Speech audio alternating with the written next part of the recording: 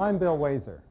There was a time in Saskatchewan when being caught with alcohol might have landed you in a jail cell like this one. And the lawman who arrested you would have been a member of Saskatchewan's very own provincial police force. On December 30th, 1916, booze became illegal in Saskatchewan. You could no longer drink it, sell it, or possess it. The RCMP had no interest in enforcing prohibition. They knew how unpopular it was going to be. That gave the province the excuse it needed to create its own police force. So on January 1st, 1917, just 2 days after Prohibition was introduced, the Saskatchewan Provincial Police came into being. Their main job was to uphold the liquor laws. They had the idea that they were supposed to be on duty 24 hours a day, 7 days a week, and individual patrols would cover a vast distance, 100 miles. Duncan Robertson knows as much about the SPP as anyone. He wrote his history thesis on the force. I did a bigger and I think a better one on churches. At its peak, 175 members worked out of 40 detachments across the province.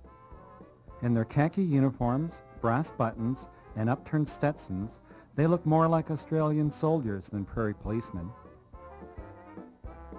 They served as game wardens, fire chiefs, truant officers, and even motor vehicle inspectors. But more than half their time was spent chasing bootleggers and seizing liquor, and that's what made them so unpopular. They pursued bootleggers and they picked up those who were drunk, but they never really solved the problems. Among other things, public were apathetic and sometimes hostile. Sometimes somebody would turn somebody in, but then when asked to give evidence again, they would refuse to do so. Back in 1919, Harry Boyce was an SPP officer. He died last spring. But when he was interviewed in the 1970s, he said trying to enforce prohibition was a losing battle. Under very few circumstances would any person open their mouth and give information to a policeman. It was much harder to get evidence to convict bootleggers than it was to convict murderers.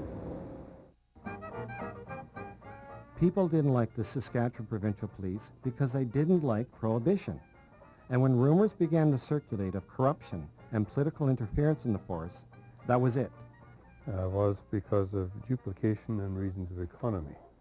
But it perhaps was that really, more than anything else, they were a source of embarrassment to the people, to the politicians in power. So in 1928, 11 years after they'd given up the job, the RCMP were brought back to police Saskatchewan. The Saskatchewan Provincial Police never had the prestige, reputation, or romance of the RCMP. Their only legacy, enforcing an unpopular law. And that's why their history in Saskatchewan is not only a brief one, but largely a forgotten one.